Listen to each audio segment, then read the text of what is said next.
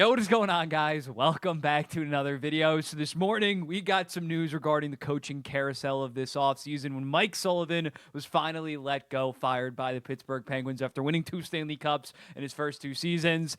His tenure just kind of ran its course when looking at the Pittsburgh Penguins.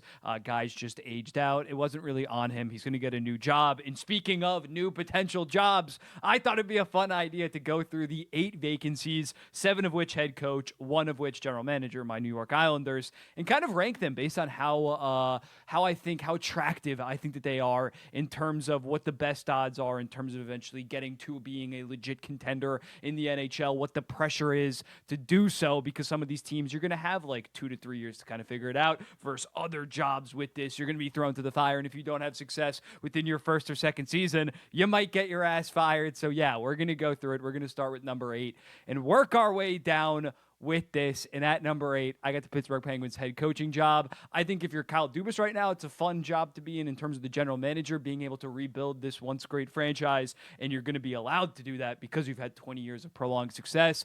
But this next head coach is kind of going to be a transitional head coach, following up the legacy that Mike Sullivan lived, and they're bottoming out. I think we can all agree with that. They might trade Raquel and Carlson, and they already were like an 80-point team this season. So yeah, you'd have to do miracles in order to make it out of this rebuild if you are the head coach that gets this job. So I personally wouldn't want it. It's not a retool. It's a full-blown rebuild, similarly to a guy like David Quinn in San Jose. He was the coach for 2 years, but he was kind of the coach just to tank it up.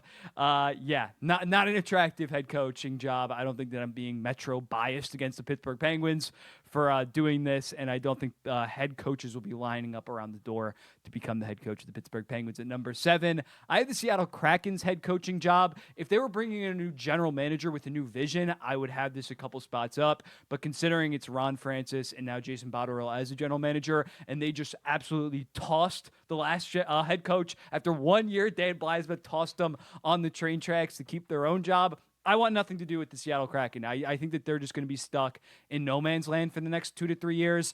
As I've said before, it's not going to be the coach's fault when they don't make the playoffs, when Jared McCann and Vince Dunn are their best forward and best defenseman. It's just an aggressively below average roster. Unless Berkeley Cadden becomes a superstar, which he might in like 4 to 5 years, or Shane Wright takes massive steps in the next 2 years, or they get a top 2 pick this year, they really have no way out of this because they have a lot of their guys locked up. And even though that they did pick up some assets from the Tampa Bay Lightning, not a desirable job. And again, Ron Francis, although he got promoted, I can't imagine that he has another 4 to 5 years. So he's also going to be tough on you as the head coach and going to have playoff expectations. And this roster is not remotely close to making the playoffs. Next up, I have my New York Islanders, the general manager job.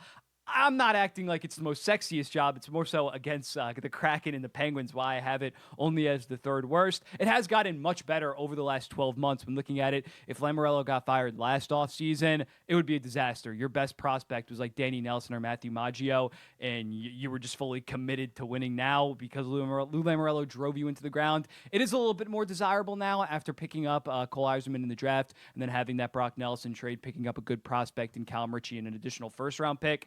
It's still not that good because you have a lot of guys locked up on long-term deals because of Lamoriello, but I think you could have some interesting trade pieces this summer of Bo Horvat, of Dobson, if you don't want to give him some kind of long-term deal. And I think especially with the pressure of this job, I don't think ownership's going to say you have to turn this around in a year or two and have us being contenders like we were in 2020 or 2021. I think that this guy, it has been reported by Elliot Friedman, this guy's going to get some guy or girl, I don't want to be sexist, this person is going to get some serious term on their contract. It's not going to be this pressure-filled thing. And I think you're picking up another top 10. You're picking up your first top 10 pick in a while. So you're going to have a nice trio of prospects. Next year, you'll probably be allowed to stink to a degree, especially when it's that high of a draft that we're thinking. So if after next year, you could be looking at the Islanders. They could have Eiserman, Ritchie, like Radim Merca, let's say at 10th overall this year, and then like Vigo Bjork at like 4th overall next season. That's a little decent core, as well as, of course, keeping guys like Sorokin and Barzal. It's not the worst job in the world right now. I don't think that it is because of what Lamoriello did the last year, thinking more so about the future. Still probably a bottom 5 general manager job in the NHL, but maybe I'm just being optimistic, but it's not absolutely nuclear toxic like it was a while ago. In 5th place, I have the Boston Bruins head coaching job. An interesting one. Disastrous season. They still have solid pieces there, obviously. A true top 10 player in the NHL in David Pastrnak. McAvoy, still a good number 1 defenseman. They have good number 2 defenseman and Hampus Lindholm. It really come down to how do you think that Swayman is going to be a legit number 1 starter? If that's the case, and you trust Don Sweeney, I wouldn't trust Don Sweeney too much. They should be able to be competitive as soon as next year. They're picking up the for sure top 6 pick in this draft, maybe even top 2. It definitely would become a lot more attractive if you knew that you were getting most likely Michael Misa at 1st or 2nd overall. But yeah, you could potentially get this back. You could get this back on track, even with disastrous contracts like Lindholm. I don't really like the Zadorov one that much. It's not like right now they have a ton of young players that are going to massively improve the team. But I think it's a decent head coaching job. There are pieces in place to get this team back on track. And speaking of that, in 4th, I have the New York Rangers head coaching position. Similar thought process there. A surefire number 1 defenseman in Adam Fox. Surefire number 1 goaltender in Igor Shesterkin that has been so dominant in the playoffs in prior years. The forward core is scary as shit because it's old as shit, but a full season of JT Miller, Chris Kreider can't play any worse or else he's going to be not even an NHL quality player next year. So I think that there's at least something to work with in that forward core. That defense core, you're not going to have a lot of wiggle room if you're the head coach. You're not going to get any improvements from Chris Drury. But still, I think that this Ranger team should be a wild card team next year. And with Igor Shesterkin in net, they could go on a run at any point. There is a lot of pressure with this job because Chris Drury, although he signed a multi-year extension, you got to imagine if you were to miss the playoffs next year or if something happened in 2 years from now, you also could get fired when the new general manager comes in. But there's still a lot to like about New York, and it is a massive market. You might be able to attract players to potentially improve your team. It's a solid job, but there's not long-term longevity with it because of how old the team is, and that's why it checks in at number 4. At number 3, I got the Philadelphia Flyers job. I think that there's a clear top 2 that you know what it is at this point, but Philly is a pretty solid job. Coming up, not a ton of pressure. You'll be the first head coach that Danny Briere hires. He inherited John Tortorella, and you have a superstar forward in Matvei Michkov. I think that they're going to start to come out of the rebuild either next season or the season after. There could be massive improvements to this team this summer, considering they have salary cap space. They have 3 first-round picks and 4 second-round picks. I would be shocked if they use all of those picks. So as long as you talk to Danny Briere and know that you're getting a number 1 center sooner rather than later, because right now it's like Couturier and Noah Cates as your only centers, I think that this is an attractive job. There's not a ton of pressure right now.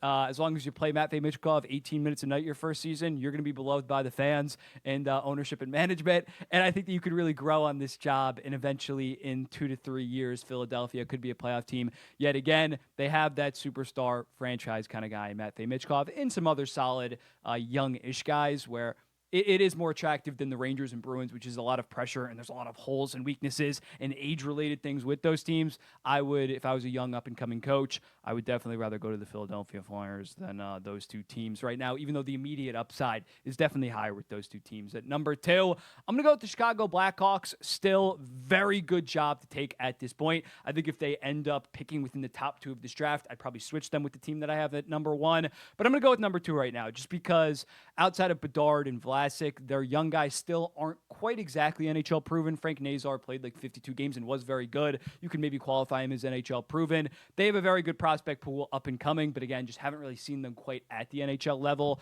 And in terms of bringing in talent, I haven't loved what Davidson has done. I know he hasn't fully swung for the fences quite yet, and he might this summer if he goes after a guy like Nikolai Ehlers. But yeah, there's a lot to like about Chicago. You got guys like Sam Renzel that looked really good in his short sample size. Leshinov, obviously the 2nd overall pick that played some games at the end of the season. A large quantity of guys that could eventually be very good NHLers in the next 2 to 3 years. And you have Bedard that, even though maybe he's not that generational talent that we were expecting, I think we can agree that the floor is still a 90-point star, top 20, top 25 player in the NHL. He needs to get some talent around him. And again, when talking about pressure, I think the pressure is to be like a 75-point team next year. And even if you're not, the draft is so loaded that you won't really get shit on a ton. Then the following year, probably be like a mid-80s points. So you wouldn't even have real playoff expectations until year 3 of this job, unless Davidson thinks that he's on the hot seat and tries to like win now, win, and sells a lot and gives up a lot of this cap space. But yeah, I think that this is a very attractive job. And at number 1, I have the Anaheim Ducks. When looking at it, they just have more proven young NHL players. I like Bedard more than anybody on the Anaheim Ducks. But when looking at it this season, you got guys breaking out like Jackson Lacombe, as well as Dashdell. Dashdell was big. Question mark going forward. Who's going to be their franchise netminder? Check. It's looking like it's Lukáš Dashdell, as well as Carlson. Cutter Gauthier looked very good once he finally got some ice time. Carlson, again, with Gauthier, was very good at the end there. Cronin kind of hurt their development a little bit, but if I'm a head coach, I think that I can do the exact opposite of Cronin in terms of being a player-friendly coach and get this core back on track. There's still a lot to like within the Anaheim Ducks. McTavish, Zegras is probably going to bounce back. I'm still buying Zegras stock low at this point. You got a bunch of young, fun defensemen, Mitnikov, Zellweger, Leno, Solberg. Very good prospect pool by the Anaheim Ducks, and they're still adding like another top 8 pick this year, most likely. So I think Anaheim at this point is probably the most attractive. They were an 80-point team this season. Next year could be a potential sleeper playoff team. I don't know if I'd pick them right now, but it's definitely possible, and the future is looking very bright in Anaheim, so they're my number 1. Clear top 2. Phillies, in my opinion, is number 3. 4 and 5 interchangeable. I think the Islanders are kind of that consensus number 6, and then those bottom 2 jobs I really wouldn't. If I was a coach and I knew that I'd have an opportunity next summer, and those were the only 2 options, I would honestly maybe pass. If the Vancouver Canucks fire Rick Tocchet or move on from Rick Tocchet, I'd probably sandwich him between the Kraken and the Islanders. He's definitely closer to the Islanders job, like tied with the Islanders job than the Kraken job. It's a tough job, though, with the uncertainty going on with Elias Pettersson, Thatcher Demko, and Quinn Hughes' free agency looming over. That's not that attractive of a job, but I think I would rather have it than the Seattle Kraken, just because we've seen recently Vancouver have success if their 2 superstar players or Pettersson, if we think that he's a superstar, they can get back on track relatively quick. But let me know in the comments, how would you rank these job openings? Going to be very interested to see if there's any other job openings. Some of these were very obvious that these guys were losing their jobs. But yeah, let me know in the comments. Would you move up? Would you move down? I'll be seeing you in the next one. Peace.